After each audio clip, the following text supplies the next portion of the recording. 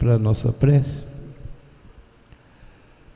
E seus mensageiros celestes possam nos abraçar a todos e permitir que saiamos daqui muito melhores do que quando aqui chegamos, levando conosco todas as benesses colocadas à nossa disposição neste ambiente pela espiritualidade amiga que cuida dos trabalhos da casa. E gostaria também de agradecer a presença de todos num dia incomum no nosso calendário, a disponibilidade de estar aqui para que possamos comungar sobre os ensinamentos do Mestre.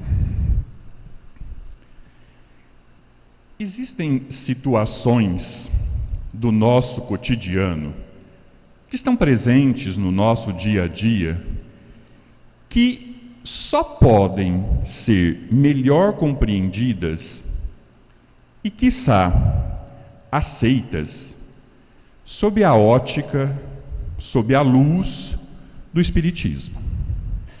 Ou melhor, sob a luz do princípio reencarnacionista.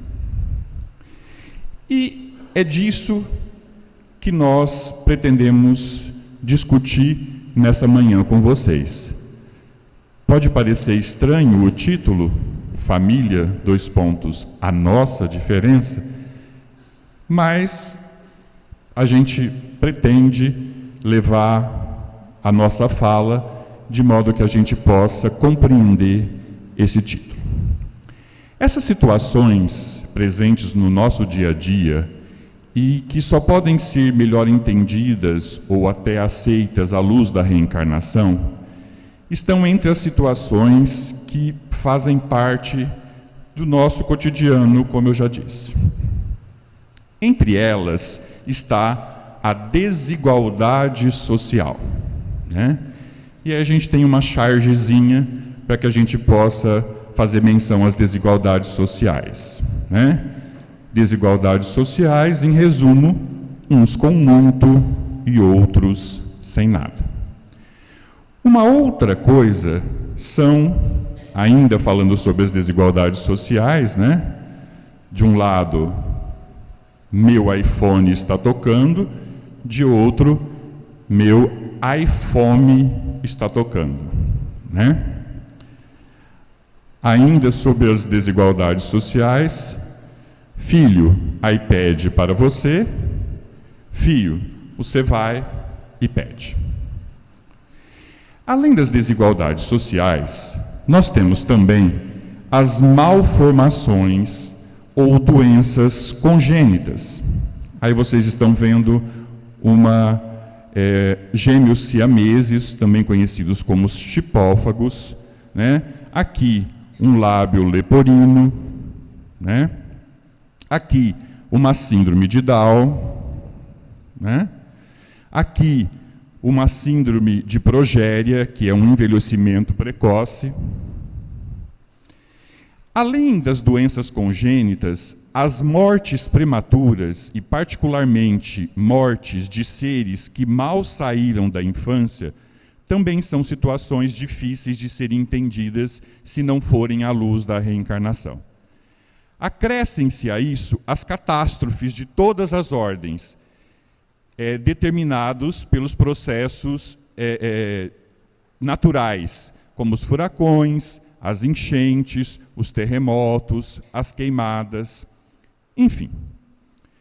Tudo isso que nós acabamos de apresentar são algumas das situações, né, que a gente traz à baila toda vez que elas acontecem ou que nós nos deparamos com elas.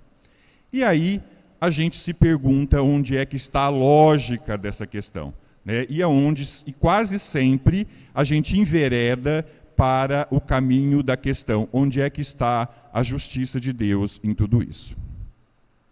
Mas existe uma outra situação similar a estas, ou paralelas a estas, que quase nunca é mencionada, mas que requer, tanto quanto estas que nós acabamos de ver, a luz do princípio reencarnacionista para que possa ser entendida.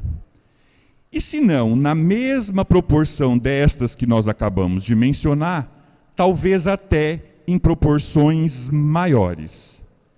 E é a família, né? Mas não a família sob o lado bom. Não a família enquanto instituição promotora. Não a família como o bem mais precioso que temos. Não a família como um compromisso de amor. Não a família como uma ideia a não ser apagada. Não a família como um projeto de Deus. Não a família como algo a ser amado e orientado no caminho do Senhor. Não. Esse é o lado da família cantado e propalado por todos. Esse é o lado da família cultivado pelas religiões. Este é o lado da família que todos gostam de mostrar. Não. Não é esse lado que requer a luz do princípio reencarnacionista para ser entendido e quiçá aceito. O lado da família que precisa dos princípios reencarnacionistas para ser entendido e aceito é o lado das diferenças familiares. Diferenças familiares pequenas ou grandes. Diferenças familiares como a falta de harmonia entre os casais. Diferenças familiares como a dos pais que atormentam os filhos. Diferenças familiares como a dos conflitos de gerações. Diferenças familiares como a da desavença entre os irmãos. Diferenças familiares como a das diferenças de personalidade entre os filhos. Diferenças de personalidades entre os filhos que às vezes são gêmeos univitelinos, como é o caso mostrado aí na imagem. Ou seja, um mesmo óvulo, o mesmo espermatozoide, a mesma gravidez e tão diferentes. O lado das diferenças familiares dos parentes chatos. Enfim, o lado das diferenças familiares do quebra-pau, que normalmente se instala mesmo entre os membros de uma mesma família. E isso acontece em proporções variadas, um ou vários desses itens que nós apresentamos, em 99% das famílias. E aí vem a pergunta: por que será? De expiações e de provas, são famílias consanguíneas, porém formadas por desafetos espirituais. Espera aí, família igual a desafetos espirituais? Estranho. Pensei que na família estavam as pessoas que mais amamos. Afinal de contas, que a família é a primeira célula da sociedade, todos nós sabemos. Que a família é o primeiro núcleo social, todos nós sabemos. Que a família é a primeira escola de todas as criaturas, nós também sabemos. Porém, falar da família na visão espírita é falar de espíritos em processo de evolução. A visão espírita aprofunda todos esses ângulos, mostrando quem são verdadeiramente os componentes da família nos papéis de pai, de mãe, de irmãos e etc. E nos mostra por que estão juntos e para que estão amarrados pelos laços consanguíneos. Existe um relatozinho, que muitos de vocês provavelmente já conhecem, que diz o seguinte: um casal levou a sua vida conjugal até o final da encarnação, apesar das discussões, das dificuldades e etc. Anos depois, já no plano espiritual, ao planejar a sua próxima reencarnação, o companheiro, tomando conhecimento de que voltaria novamente a se unir à antiga companheira, estranhou. E diante da constatação, ele perguntou ao amigo espiritual que o acompanhava e o orientava na programação reencarnacionista a razão desse novo compromisso, já que ele tinha suportado tudo na existência anterior até o fim. Na qual o amigo espiritual lhe disse então que agora ele tinha realmente suportado a companheira até o fim. Agora era preciso que ele retornasse novamente com a mesma esposa de outrora, para que, além de suportá-la, como ele havia feito na existência anterior, ele aprendesse agora a amá-la. Muito bem. Então, a família é a reunião de espíritos com uma proposta de trabalhar os laços afetivos, de modo a corrigir desequilíbrios do passado e de modo que possamos construir um futuro mais harmonioso. Vejamos. Porque sempre temos em nossas famílias pessoas que nem sempre amamos como deveríamos. E, em contrapartida, temos amigos, pessoas que não fazem parte dos nossos laços consanguíneos e que gostaríamos que fizessem parte de nossas famílias. Então, são um contrassenso. Temos na nossa família, nos nossos laços consanguíneos, elementos que nós não gostamos tanto quanto deveríamos. E temos pessoas que não pertencem à nossa família, que não são dos nossos laços consanguíneos, e que nós gostaríamos de ter como parentes. Não raramente, nós nos deparamos com uma pessoa e não demora muito para que a gente chegue à conclusão e até verbalize: nossa, você é a irmã que eu queria ter, você é o irmão que eu queria ter. Então, para que a gente possa entender essa situação, não tem como não falarmos de reencarnação. Não tem como não falarmos de espíritos em processo de evolução, para que a gente possa entender estas situações. Afinal, quem é o familiar que nem sempre amamos como deveríamos, senão um desafeto nosso do passado? E aí, a sabedoria divina aproveita o nosso interesse pelos laços consanguíneos e nos amarra, no sentido figurado da palavra, uns aos outros. E não raramente, até mesmo adversários são amarrados pelos laços consanguíneos, para que possamos, afinal de contas, estamos na mesma situação, para que possamos aprender a conviver e a nos amar. Se fosse ficar por nossa conta, quando é que nós iríamos ter a coragem de abraçar, de beijar um inimigo nosso, que hoje podem estar na condição de pai, de mãe ou de filhos nossos?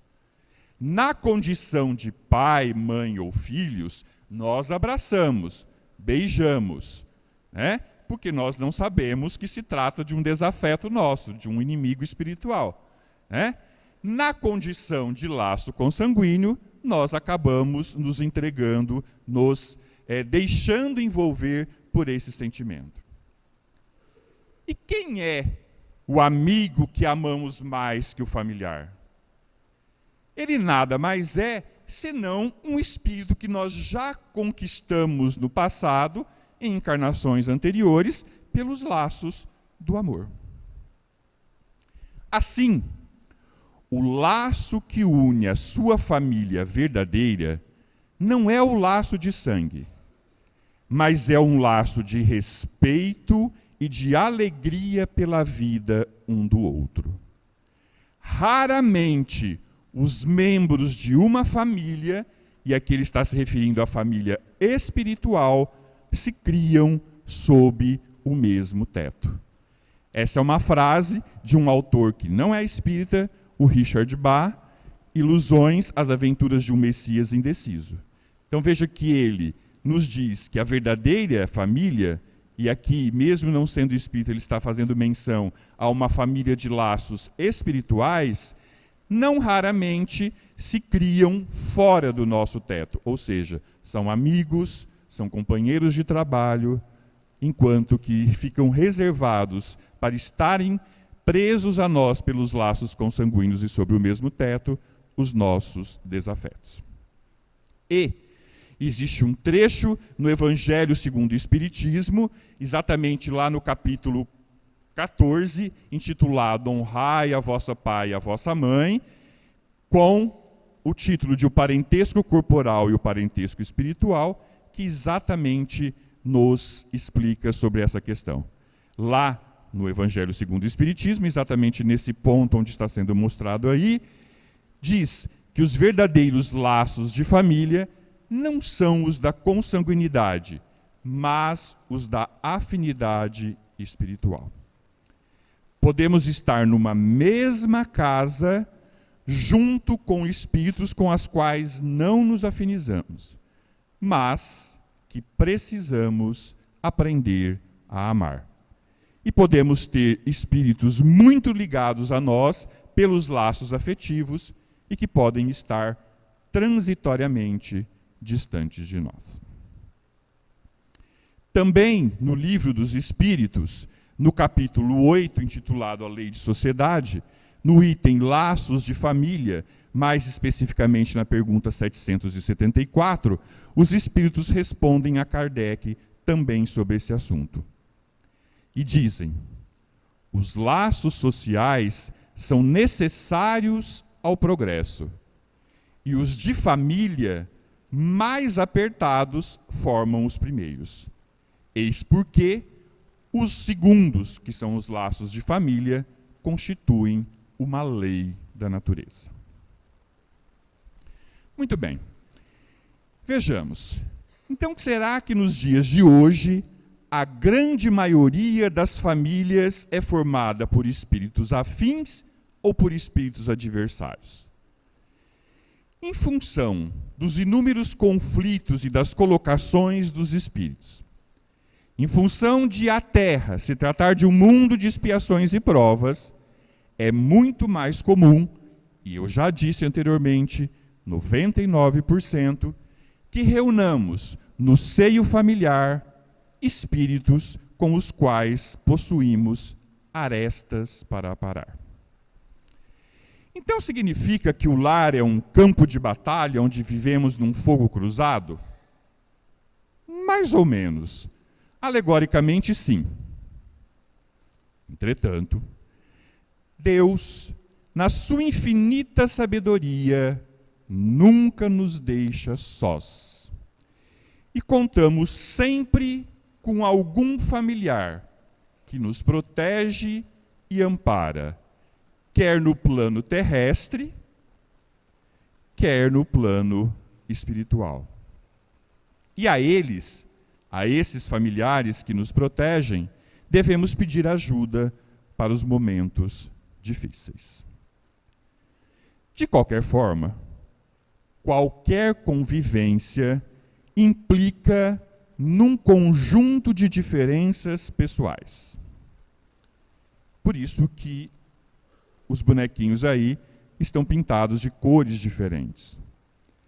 São essas diferenças que enriquecem a nossa convivência com os demais, uma vez que elas permitem trocas de experiências, Mas, além das trocas de experiências, nos permitem desafiarmos a nossa capacidade, de modo que alimentamos expectativas de que o outro possa contribuir para a nossa formação. De um modo geral, nós vemos o outro e esperamos do outro que ele seja igual a nós ou que queira a mesma coisa que nós queremos. E é aí que residem os grandes problemas. Nenhuma pessoa é igual a outra, porque cada corpo é habitado por um espírito diferente. E nenhum espírito é igual ao outro, e não raramente não está no mesmo grau de evolução do que o outro. Cada um de nós, por mais próximos que estejamos em termos da escada da evolução espiritual, ainda guardamos as nossas diferenças. Ou seja, estamos em momentos diferentes do nosso processo evolutivo. E nós não podemos cobrar do outro aquilo que ele ainda não está preparado para nos dar. E jamais querer que o outro seja igual a nós ou pense igual a nós. Essa questão das diferenças entre os familiares é tão importante que tem um trabalho aqui da casa também, que acontece às segundas-feiras, e que, para cada mês do ano, pinça ou seleciona um item importante para que a nossa reforma íntima, para a nossa melhora, para a nossa evolução espiritual, e coloca aquele tema como um princípio, e ele é discutido durante um mês, seguidamente, nesse trabalho que acontece aqui na casa, às segundas-feiras. E para o mês de abril, que é o mês em que nós nos encontramos, o princípio que o trabalho do Desaate, que acontece aqui às segundas-feiras, está utilizando, que todo mês de abril, durante as segundas-feiras, é discutido sobre essa questão, é exatamente sobre a família e suas diferenças. E aí olha o que diz o texto sobre o princípio e que norteia a discussão e o aprendizado durante o mês de abril. Respeite a maneira de pensar e agir dos outros, para que os outros respeitem as suas. Vale lembrar que, em qualquer tempo e situação, os pontos de vista e as oportunidades, os recursos e os interesses, o sentimento e a educação são sempre diferentes. Consequência daquilo que nós acabamos de falar, do fato de estarmos, cada um de nós, num momento diferente do nosso processo evolutivo. E aí, o diálogo é um capítulo especial no livro do seu dia a dia. Ajude o familiar a pensar com acerto, dialogando dentro das normas de respeito e de sinceridade. Os pequenos sacrifícios em família formam a base da felicidade no lar. E tenho certeza que nenhum de nós aqui desconhece a importância dos pequenos sacrifícios que cada um de nós fazemos no nosso convívio familiar para que possamos ter equilíbrio e paz no nosso ambiente doméstico. Muito bem. Isso porque o convívio familiar é uma experiência de aprendizado para nós. Uma experiência de aprendizado para nós enquanto espíritos em evolução. E assim, acreditamos que para um maior sucesso nesse processo evolucionista, devemos sempre adotar uma atitude de aceitação incondicional do nosso familiar. Uma atitude de empatia para com o nosso familiar. Uma atitude de afetuosidade para com o nosso familiar. Até porque quantas experiências superadas não acabam se tornando ensinamentos para toda a nossa vida. Existe um conto indiano que nos compara, enquanto seres humanos, a potes quebrados. Nós, seres humanos, somos comparados neste conto indiano a potes quebrados, isto é, imperfeitos. E aí o conto indiano termina dizendo que até mesmo a água desperdiçada pelo furo do nosso pote pode ser útil para a germinação da semente. Ou seja, até as nossas rachaduras, entre aspas, são úteis para outros aprendizados. Deus confia em nós e nunca nos desampara. Deus sempre nos dá a oportunidade de crescermos juntos através do convívio familiar. Assim, se nós passarmos a olhar para o nosso parente difícil como um colaborador indireto do nosso processo de evolução, talvez fique muito mais fácil seguirmos adiante. Olha, olhar para o nosso parente difícil como um colaborador indireto do nosso processo evolutivo. Talvez, se nós não tivéssemos o parente difícil que nos colocasse à prova todos os dias, nós nos esqueceríamos de exercitar as nossas qualidades, tornando-as cada vez mais espontâneas e cada vez em maior intensidade.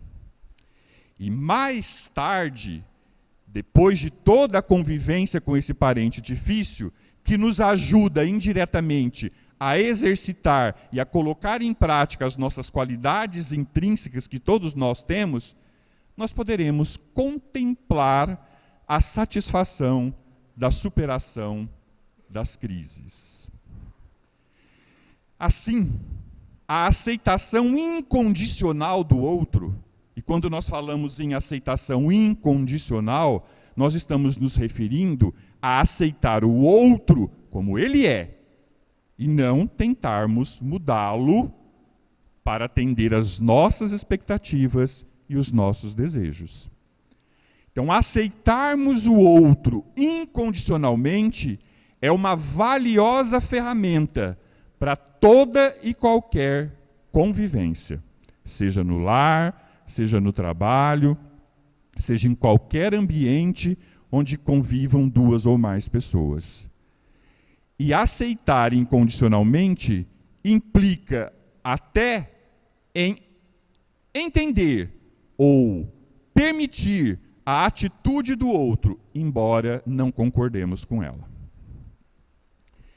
A doutrina espírita nos orienta, e sempre nos orientou, que sozinhos, isolados, nenhum homem pode progredir.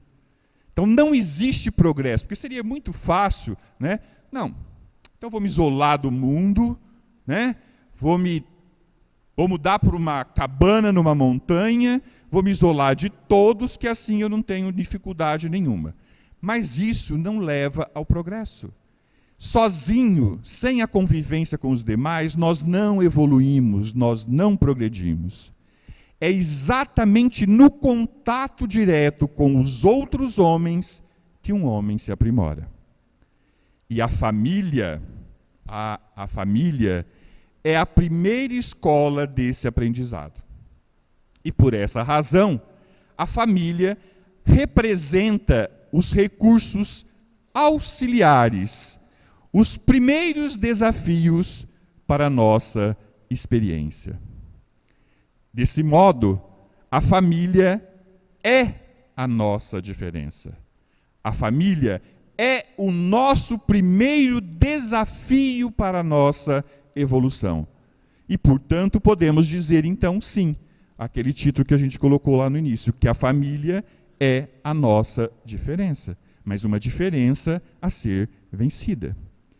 e Joana de Ângeles, porque diferença significa, se formos olhar o significado da palavra diferença no dicionário, vamos ver que é um caráter que distingue um ser de outro ser, uma coisa de outra coisa. Ou seja, a falta de igualdade ou de semelhança, né?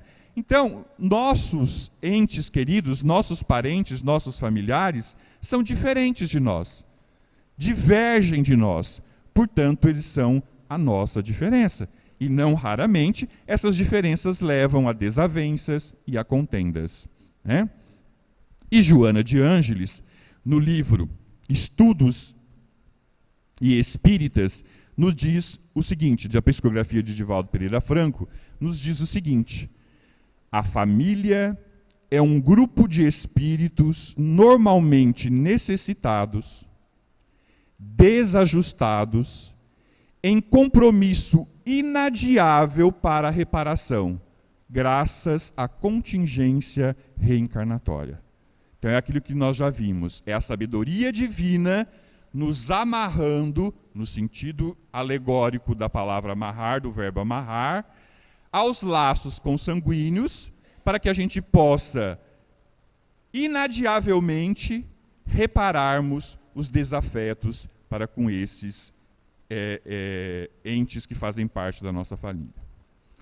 E aí, o que é que a gente pode fazer para ter um pouco mais de harmonia dentro de nossas casas com a nossa família? E aí, é preciso que tenhamos em mente que não é um trabalho fácil, né? Porém, com um pouco de esforço, nós poderemos sim vencer as hostilidades familiares se formos mais pacientes, se respeitarmos o direito do outro de falar e se dispormos às dificuldades do outro, procurando ajudá-los, fazendo com que ele reflita sobre elas. Resumindo, diálogo sempre, não a discussão. Diálogo sempre, não a discussão. Porque a grande dificuldade é que nós sempre achamos que nós temos razão. A dificuldade é que nós sempre achamos que nós somos os donos da verdade. Por isso, muitas vezes precisamos buscar apoio para essas situações. E sem sombra de dúvida, o maior de todos os apoios que nós podemos contar, né, do ponto de vista de colocar em prática, do ponto de vista factual, é o culto do Evangelho no lar. Sem sombra de dúvida, o maior instrumento colocado à nossa disposição pela espiritualidade para que possamos melhorar o ambiente doméstico e as relações domésticas é o culto do Evangelho de Jesus no ambiente doméstico, o culto do Evangelho no lar. E Joana de Ângeles também volta a nos dizer, no livro SOS Família, também de psicografia do Divaldo, que a família é, antes de tudo, um laboratório de experiências reparadoras, no qual a felicidade e a dor se alternam, programando a paz futura. Até porque o lar não seria diferente da vida como um todo neste planeta. Este planeta, pela própria categoria em que ele se encontra, de expiações e de provas, ele é um planeta em que mal e bem se misturam, felicidade e tristeza se misturam e se alternam, né?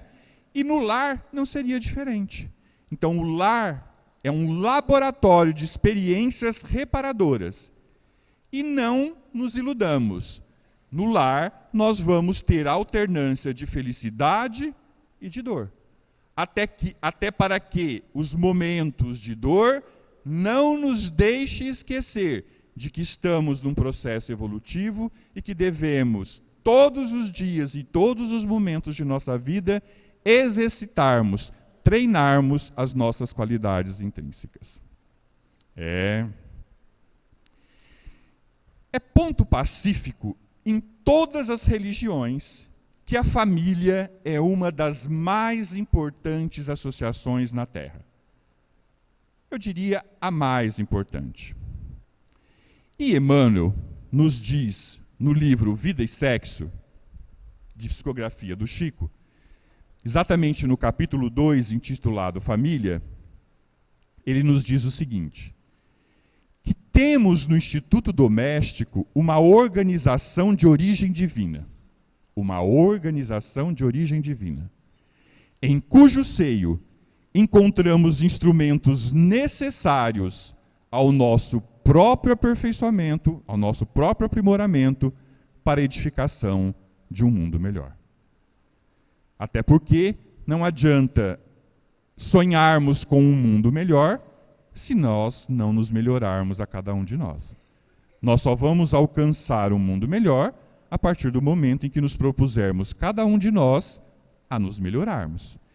E o lar é um instituto doméstico onde vamos encontrar todos os instrumentos necessários para o nosso próprio aprimoramento, para a nossa própria evolução. E daí fica um recado para não esquecer. Seguindo a lei da caridade, nós devemos também nos preocupar com o bem-estar, com a ajuda aos nossos semelhantes. Porém, de nada vale sairmos do nosso lar para irmos de encontro, para ajudar os nossos semelhantes que vivem fora do nosso teto e deixar à mercê, sem a nossa ajuda, sem a nossa compreensão, os nossos próprios familiares. Em outras palavras, de nada vale fazermos caridade fora do nosso lar, deixando o nosso lar a descoberto. É no nosso lar que nós devemos começar a exercitar todas as regras da caridade e da preocupação com o bem-estar do outro. E aí entram os princípios reencarnacionistas. Entra a doutrina espírita, que nos traz, então, em seus pilares, a lógica absoluta da reencarnação. E aí, sob a lógica absoluta da reencarnação, o conceito de família se expande, pois vai muito além dos laços consanguíneos. Sob a ótica da reencarnação, nós entendemos as dificuldades existentes dentro do lar. E essas dificuldades existentes ganham, então, uma explicação clara e lúcida. Passamos, então, a entender por que nos afinizamos mais com um do que com o outro. Compreendemos, então, por que um amigo, muitas vezes, é aquele irmão que tanto gostaríamos de ter. E temos, porque o fato dele não pertencer aos nossos laços consanguíneos não o exclui do nosso afeto. Percebemos as tramas dos enganos entre familiares que se engalfinham pelos bens materiais. Entendemos o porquê das tragédias familiares, das traições, dos crimes, dos abandonos, das rejeições, tantos abortos, tantas decepções. E embora o retrato das nossas famílias às vezes se revele desanimador e assustador, é com a doutrina espírita que vamos entender que cada um está fazendo o melhor que pode. Nós sempre achamos que o nosso familiar não se esforça, não é como a gente gostaria, não atende às nossas expectativas. E olha o que é que nós temos a entender. Lembrando daquilo que a gente já disse, das diferenças em que cada um de nós estamos no nosso processo evolutivo. Nós temos que entender que por mais que o que ele esteja fazendo nos pareça nada, sob a nossa ótica, ele está fazendo o melhor que ele pode na condição em que ele se encontra de evolução espiritual. Precisamos entender que os erros de hoje serão corrigidos amanhã. Precisamos entender que errar também é uma forma de aprendizado dentro das leis de Deus. E se assim nós compreendermos o outro e nos compreendermos, fica mais fácil perdoar. Fica mais fácil nos perdoar e sermos perdoados, de modo então a facilitar a convivência na família. Temos então na reencarnação a grande diferença do espiritismo para a maioria das religiões. E essa diferença é uma diferença que explica e principalmente consola a cada um de nós. Mas não basta conhecermos os conceitos da reencarnação. Não basta explicarmos as dificuldades familiares com a reencarnação. É preciso viver como espíritos imortais que somos. É preciso viver de acordo com os horizontes que a reencarnação nos descortina. É preciso sentir a reencarnação como mais uma oportunidade de vitória. É preciso, então, vivenciar a reencarnação.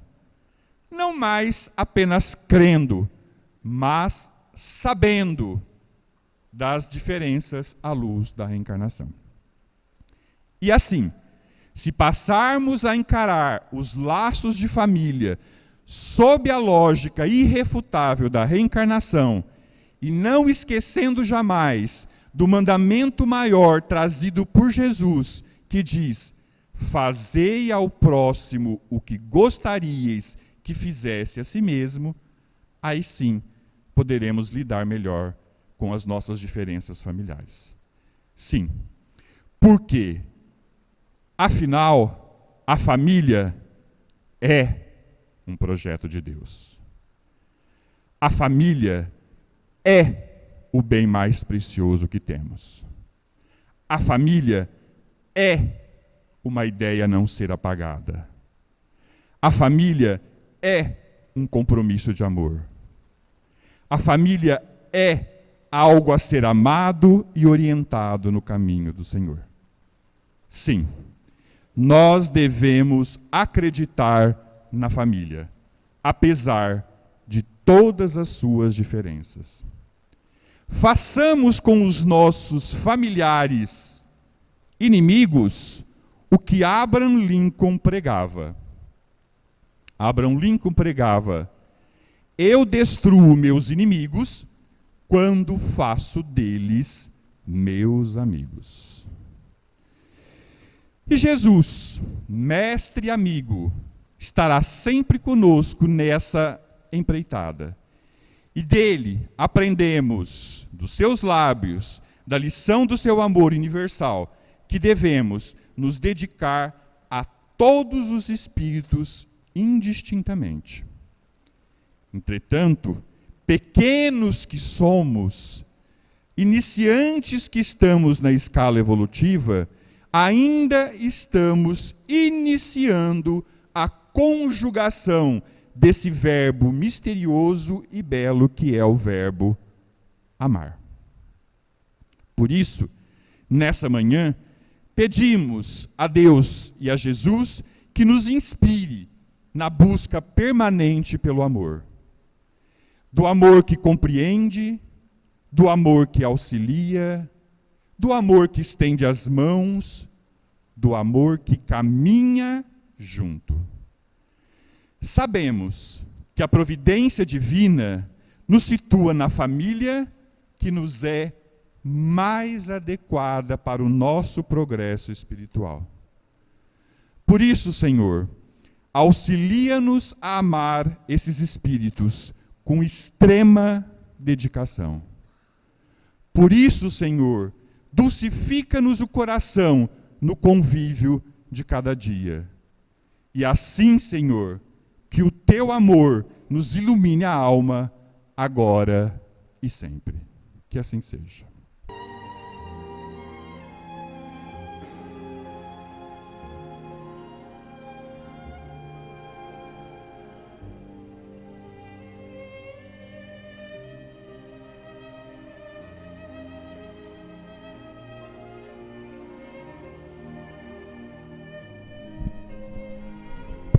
Bom dia.